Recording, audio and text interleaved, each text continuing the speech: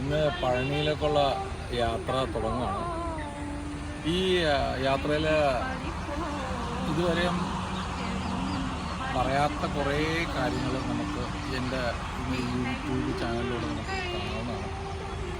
ശരിക്കും വിശദീകരിച്ച് തന്നെ എല്ലാ ഡീറ്റെയിൽസും നമ്മുടെ ഈ ബ്ലോഗിലുണ്ടാവും.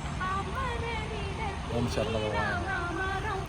ചെറുപ്പം തൊട്ടേ പഴനിയിൽ യാത്ര തുടങ്ങിയിട്ട് ഇന്ന് പോകുന്ന യാത്രയുടെ പ്രത്യേകത എന്താണെന്നുള്ളത് മനസ്സിലാക്കാൻ വേണ്ടിയാണ് ഈ വീഡിയോ.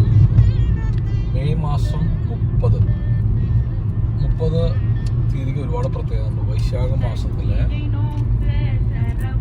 വിശാഖം നക്ഷത്രത്തിലാണ് മുരുകൻ്റെ ജനനം ശിവന്റെ തൃക്കണ്ണിൽ നിന്നും ഉത്ഭവിച്ചതെന്നാണ് നമ്മൾക്ക് കിട്ടുന്ന അറിവ്. ശിവന്റെ കണ്ണിൽ നിന്നും വന്നിരിക്കുന്ന ആ ശക്തിയേറിയ തീഗോളത്തിന്റെ താപം താങ്ങാനാകാതെ ഗംഗയിൽ വീണ് ജനനം തേടയിൽ നിന്നാണ്. ആജ്ഞാചക്രത്തിനെ കുറിച്ച് നമ്മൾ സംസാരിച്ചു. ആജ്ഞാചക്രം എന്ന് പറഞ്ഞാൽ വിസ്ഡം ഓഫ് എല്ലാ ദൈവങ്ങളെയും മുരുകനെ ആരാധിച്ചാൽ എന്താണ് പ്രത്യേകത എന്ന് ചോദിച്ചാൽ ആദ്യം തന്നെ നമ്മൾ മനസ്സിലാക്കേണ്ട ഒരു കാര്യം, പലപ്പോഴും പല ആൾക്കാർ കൺഫ്യൂസ്ഡ് ആയിരിക്കും. എന്താണ് ഏകദൈവം? ഞാൻ കഴിഞ്ഞ ദിവസം വേറൊരു സംസാരിക്കുമ്പോൾ നമ്മൾ വളരെയധികം നമുക്ക് വിസ്ഡം കിട്ടും, നോളജ് കിട്ടണമെന്ന് തന്നെ നമ്മൾ മെഡിറ്റേഷൻ ഇൻ തേർഡ് ഐ. ആജ്ഞാചക്രത്തിൽ നിങ്ങൾക്ക് മെഡിറ്റേഷൻ ചെയ്യുമ്പോൾ മാത്രമാണ് ഈ പ്രപഞ്ച ശക്തികളെ കുറിച്ചുള്ള നോളജ് നിങ്ങൾക്ക് കിട്ടുള്ളൂ. ആ ഒരു മെഡിറ്റേഷൻ ചെയ്യാനുള്ള ഭാഗ്യം എനിക്ക് ഒരുപാട് ഉണ്ടായിട്ടുണ്ട്. പല സ്ഥലങ്ങളിലും പല രീതിയിലും ചെയ്തിട്ടുണ്ട്. ചെറുപ്രായത്തിൽ തൊട്ട് തുടങ്ങിയതാണ്. അതിന്റെ ഗുണം എന്താന്ന് വെച്ചാൽ നമുക്ക് ഇതിന്റെ ഗുരു സ്ഥാനത്ത് നിൽക്കുന്ന, ഇപ്പൊ നമ്മൾ സംസാരിക്കാറുണ്ട് 18 സിദ്ധന്മാരെ കുറിച്ച് നമ്മൾ സംസാരിക്കാറുണ്ട്. 18 സിദ്ധന്മാരും ബാബാജി, അങ്ങനെ ഒരുപാട് സിദ്ധന്മാരുടെ പരമ്പര തന്നെയുണ്ട്. ഈ പരമ്പര തുടങ്ങുമ്പോൾ അതിന് ഏറ്റവും നമ്മൾ ആരാധിക്കുന്നത് സിദ്ധന്മാര് സംസാരിച്ചു തുടങ്ങുമ്പോൾ പ്രമുഖമായിട്ടുള്ള ഭോഗർ സിദ്ധർ, പിന്നെ പാമ്പാട്ടി സിദ്ധർ, ഇങ്ങനെ ഒരുപാട് സിദ്ധന്മാരുണ്ട്. ഇവരെ കുറിച്ചൊക്കെ നമ്മൾ ഒരുപാട് അറിയാനുണ്ട്. ഈ നോളജ് മുഴുവൻ കൊടുക്കുന്നത്, ഇവരെല്ലാം ധ്യാനിക്കുന്നത് മുരുകനെയാണെന്നുള്ളത് നിങ്ങൾ ആദ്യം മനസ്സിലാക്കും, ബാബാജി ഉൾപ്പെടെ.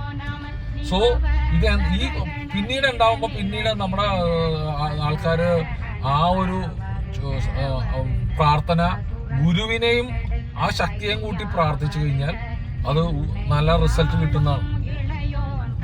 ഗുരു ഇല്ലാണ്ട് പലപ്പോഴും നമുക്ക് ഗുരുസ്ഥാനത്ത് എന്നുള്ള ഒരാൾ ഉപദേശം തരുന്ന ഒരാൾ ഉണ്ടെങ്കിൽ മാത്രമേ നമുക്ക് ഇതിനെക്കുറിച്ച് കൂടുതൽ നോളജ് കിട്ടൂ. അപ്പോൾ എൻ്റെ യാത്രയിൽ എനിക്ക് കിട്ടിയേക്കുന്നത്, ഞാൻ നമ്മുടെ ബിസിനസ് പരമായിട്ടുള്ള യാത്രയിൽ പലപ്പോഴും നമുക്ക് ഇതിനെക്കുറിച്ച് തേടി നടക്കാനോ സംസാരിക്കാനോ പറ്റിയിട്ടില്ല. അപ്പോൾ ധ്യാനം പിന്നെ അദ്ദേഹത്തിനോടുള്ള സമർപ്പണം, ഇതിൽ നിന്ന് എനിക്ക് ഗുരുവായിട്ട് വന്നേക്കണതാണോ എന്ന് തന്നെയെന്ന് എനിക്ക് പലപ്പോഴും തോന്നുന്നത്. പിന്നീട് അദ്ദേഹം നമ്മളോട് കമ്മ്യൂണിക്കേറ്റ് ചെയ്ത് തുടങ്ങി. ആ ശക്തി നമ്മളിലൂടെയൊക്കെ കമ്മ്യൂണിക്കേറ്റ് ചെയ്ത് തുടങ്ങി ഓരോ കാര്യങ്ങളെക്കുറിച്ചും. അപ്പോൾ ആ ഒരു ശക്തി കമ്മ്യൂണിക്കേറ്റ് ചെയ്യുന്ന ആ ശക്തിയെ കാണാനുള്ള യാത്രയാണ് നമ്മുടെ ഇന്നത്തെ യാത്ര പഴനിയിലേക്കുള്ളത്. എന്താണ് നമ്മുടെ ഒരു മുരുകനെ ഉപാസിക്കേണ്ട രീതികൾ എങ്ങനെയാണ്, മുരുകനെ എങ്ങനെയാണ് നമുക്ക് അറിയണം? അപ്പോൾ പറഞ്ഞല്ലോ, നമ്മൾ ഏകദൈവം അങ്ങനെ ഒരു ആചാരക്രമമുണ്ട്. നമ്മളെ കൂടാതെ മറ്റു മതസ്ഥരൊക്കെ പലപ്പോഴും കണ്ടിട്ടുണ്ട് ഏകദൈവത്തെ. അത് നമ്മളെപ്പോഴും മനസ്സിലാക്കേണ്ട ഒരു കാര്യം, എന്താണ് ഏകദൈവം? ഞാനത് പലപ്പോഴും ചോദിച്ചല്ലോ മെഡിറ്റേഷനിൽ ഞാൻ പലപ്പോഴും എനിക്ക് കണ്ടായ ഒരു കൺഫ്യൂഷനാണ്. എന്താണ് ഈ നമ്മളെല്ലാം പലരും പല രീതിയിലാണ് ആചാരക്രമങ്ങളൊക്കെ വരുന്നത്. അപ്പോൾ എന്താണ് ഇതിനെക്കുറിച്ചൊന്നും നമുക്ക് കൺഫ്യൂഷനാണ്, വളരെയധികം കൺഫ്യൂഷനാണ്. എന്താണ്, എങ്ങനെയാണ് ഇതിനെ ആരാധിക്കുക, എന്താണ് ദൈവം എന്നൊക്കെ പറഞ്ഞ് നമ്മൾ ഭയങ്കരമായിട്ട് കൺഫ്യൂസ്ഡ് ആവാറുള്ള ഒരു സാഹചര്യം എനിക്കുണ്ടായിരുന്നു നേരത്തെ.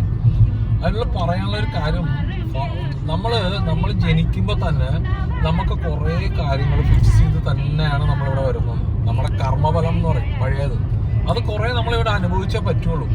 അത് ഏതെങ്കിലും ഒരു അമ്പലത്തിലേക്ക് ഓടി ചെന്ന് ഉടനെ തന്നെ നാളെ എൻ്റെ പ്രശ്നങ്ങളൊക്കെ തീരും, അല്ലെങ്കിൽ എൻ്റെ ഏതെങ്കിലും ചെന്ന് പള്ളി ചെന്ന് കഴിഞ്ഞാൽ തീരും, അങ്ങനെയൊന്നുമില്ല. അനുഭവിക്കാനുള്ളതെല്ലാം നമ്മൾ അനുഭവിക്കാൻ തന്നെ പോകണം. ചിലർക്ക് ഫിസിക്കലായിരിക്കും, ചിലർക്ക് മെന്റലായിരിക്കും, ചിലർക്ക് പൈസയുടെ ആയിരിക്കും, ചിലപ്പോൾ ആരോഗ്യ പ്രശ്നങ്ങളായിരിക്കും. ഇങ്ങനെ പലതും നമ്മൾ ഈ ഭൂമിയിൽ ഒന്ന് അനുഭവിച്ചു പോയാൽ പറ്റും. ചിലർക്ക് റിലേഷൻസ് ആയിരിക്കും, അച്ഛനും അമ്മയൊക്കെ ഇല്ലാണ്ട്, അതൊക്കെ ദുഃഖങ്ങളാണ്. അതിനെക്കുറിച്ച് പ്രതിപാദിക്കുന്നുണ്ട്. മുരുകനോട് തന്നെ അവയാർ ചോദിക്കുന്ന ഒരു ചോദ്യമുണ്ട്, എന്താണ് ഏറ്റവും ദുഃഖകരമായ അവസ്ഥ എന്ന് അവയാർ ചോദിക്കുന്നുണ്ട്. അവയാറെ കുറിച്ച് നിങ്ങൾക്ക് അറിയാലോ. മുരുകന് പഴം കൊടുത്ത ആദ്യമായിട്ട് ജ്ഞാനപ്പഴം നീ തന്നെയാണ് എന്ന് പറയുന്ന ആ ഒരു മാതൃഭാവം മുരുകനെ തണുപ്പിച്ച് പഴിയിൽ വന്നപ്പോൾ ആ കോപത്തെ തണുപ്പിച്ച അമ്മയുടെ വാക്കുകളാണ്, നീ ജ്ഞാനപ്പഴം തന്നെയല്ലേ, പിന്നെ എന്തിനാ നിനക്ക് വേറെ പഴം എന്ന് ചോദിക്കുമ്പോഴേക്കും. അപ്പോൾ അങ്ങനെ ഒരു കഥയിൽ പറയുന്നുണ്ട്, മുരുകനോട് ചോദിക്കുന്നുണ്ട്, എന്താണ് ഈ മുരുകനെ പരീക്ഷിക്കാനായിട്ട് അമ്മ ചോദിക്കുന്നത്, ലോകത്ത് ഏറ്റവും കൂടുതൽ വിഷമം ഉണ്ടാക്കുന്ന സാഹചര്യം എപ്പോഴാണെന്ന് വെച്ചിട്ടുണ്ടെങ്കിൽ യൗവനത്തിലുള്ള ദാരിദ്ര്യം ഭയങ്കര ഒരു പ്രശ്നമാണത് എന്നാണ് പറയുന്നത്. എന്ന് പറഞ്ഞാൽ റിലേഷൻസ് ഇല്ലാണ്ടും പൈസ ഇല്ലാണ്ടും ഒക്കെ ബുദ്ധിമുട്ടിക്കുന്ന ആ ഒരു സാഹചര്യം എന്ന് പറഞ്ഞ പോലെ ഈ സാഹചര്യങ്ങൾ പലതാണ് ഈ ഭൂമിയിലേക്ക് ജനിക്കുമ്പോൾ. അതിനൊക്കെ ഞാൻ എൻ്റെ അടുത്ത് വരുമ്പോഴും നമ്മളടുത്ത് വരുന്ന ആൾക്കാരൊക്കെ സ്വിച്ച് ഇട്ട പോലെ ഒരു സംഭവത്തിൽ നിന്ന് കിട്ടും, ഇല്ലെങ്കിൽ അത് നിർത്തിയിട്ട് പോകും. അതൊരു ശാശ്വതമായ ഒന്നും തേടി അങ്ങോട്ട് പോകണ്ട. നിങ്ങൾ ഒരു സ്ഥലത്തും പോകണ്ട, നടക്കത്തില്ല, ഒന്നും കിട്ടത്തില്ല. നിങ്ങൾക്ക് വേണ്ടത് എന്താണോ, നിങ്ങളെ പറയാറുണ്ട്, നിങ്ങൾക്ക് വേണ്ടത് എന്താണോ, ആരാധന കൃത്യമായിട്ട് വരുവാണെങ്കിൽ ഞാൻ 100% എഴുതി വെച്ച് തരാം. നിങ്ങൾ വെള്ളം കൊണ്ട് എത്ര വലിയ പ്രശ്നങ്ങളായിക്കോട്ടെ, ഒരു മൂക്കിന്റെ ഇവിടം വരെ ചിലപ്പോൾ വെള്ളം വന്ന് മുങ്ങുമായിരിക്കും, നിങ്ങൾ മുങ്ങത്തില്ല. നിങ്ങൾ വളയുമായിരിക്കും, നിങ്ങൾ ഒടിയത്തില്ല. നിങ്ങൾക്ക് പ്രോബ്ലങ്ങൾ വന്ന് ജപ്തി നടപടികൾ നിങ്ങളുടെ മുമ്പിൽ എത്തുമായിരിക്കും. പോയാൽ നല്ലത്, പോയില്ലെങ്കിൽ നിങ്ങൾ വിട്ടുകൊടുക്കുക, സറണ്ടർ ചെയ്യുക. Everything you have to surrender. ആ ഒരു സാഹചര്യം നിങ്ങളുടെ ജീവിതത്തിൽ വന്നാൽ മാത്രമേ നിങ്ങൾക്ക് ഈ പറഞ്ഞ കാര്യങ്ങൾ കാണാൻ പറ്റും. ഭൗതികമായ ഇപ്പൊ ഒരു കാര്യം പറഞ്ഞുതരാം. ഒരു ഗവൺമെന്റ് ജോലിയുള്ള ഒരാളെ സംബന്ധിച്ചിടത്തോളം കൃത്യമായ വരുമാനങ്ങളുണ്ട്. അവരോടൊക്കെ ചോദിച്ചു കഴിഞ്ഞാൽ ഒരു കൃത്യമായ നല്ല വരുമാനമുണ്ട്. അവർക്ക് ഒരു പക്ഷേ ഒരു ദൈവികമായ കാര്യങ്ങളെ കുറിച്ച് സംസാരിക്കുമ്പോൾ ദൈവമോ അതിനെക്കുറിച്ചൊക്കെ സംസാരിക്കാനായിട്ട് അതിന്റെ അനുഭവങ്ങളെ കുറിച്ച് സംസാരിക്കാൻ ബുദ്ധിമുട്ടായിരിക്കും. അപ്പൊ ഞാൻ പറയണത് വളരെ ക്ലിയർ ആണ്. ഞാൻ ഏതൊരു ഇതിൽ കണ്ടു, ഞാനിപ്പോഴും ദൈവത്തെ സെർച്ച് ചെയ്തിരിക്കുന്നു. ദൈവത്തെ സെർച്ച് ചെയ്യാൻ നിങ്ങൾ ഒരു കാര്യം ചെയ്യും, ഇത്രയും നിങ്ങൾക്ക് ദൈവത്തെ കുറിച്ച് അറിയില്ല എന്നുള്ളൊരു കാര്യം ചെയ്യും. നിങ്ങളുടെ വീട്ടില് നിങ്ങളുടെ ആർക്കെങ്കിലും ഹോസ്പിറ്റൽ കേസ് വന്ന ആ നിമിഷം നിങ്ങൾ ദൈവത്തെ കാണും. മറ്റുള്ള ആളുടെ രൂപത്തിലെ കാണും. നിങ്ങൾ അവിടെ തുടങ്ങും നിങ്ങൾ ദൈവം എന്താന്നുള്ളത്. അതല്ല നമ്മൾ ഈ പറഞ്ഞ നല്ല സാമ്പത്തികമായ രീതിയിൽ ഭദ്രതയിലൊക്കെ ഇരിക്കുന്ന സമയത്ത് നമ്മൾ ദൈവത്തിനെ തുടർന്ന് നമുക്ക് നമ്മുടെ ഉള്ളിലുള്ള ശക്തികളൊക്കെ തന്നെ പറയും അത് എന്താണ് ദൈവം എന്ന് പറയും. ദൈവമൊന്നുമില്ല, അതൊക്കെ നമ്മൾ തോന്നല. ഇതൊക്കെ പല പല കാര്യങ്ങളും ഉണ്ടാവും.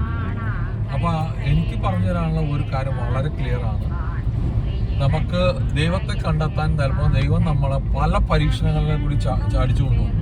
അതിൻ്റെ ഉള്ളിൽ നമ്മൾ പിടിച്ചു നിൽക്കുക എന്ന് പറഞ്ഞാൽ വളരെ വളരെ വളരെ ഇമ്പോർട്ടൻ്റ് ആയിട്ടുള്ള ഒരു കാര്യം തന്നെയാണ്. അപ്പോൾ ഈ ജീവിതത്തിൽ വരുന്ന വിഷമങ്ങളെ നിങ്ങൾ കണ്ടിട്ട് പകച്ചു നിൽക്കണ്ട.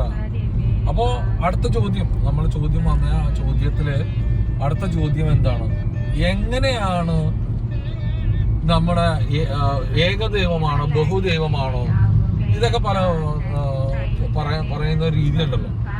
രണ്ടും ഒന്ന് തന്നെയാണ്, രണ്ട് കാര്യങ്ങളും ഒന്ന് തന്നെയാണ്.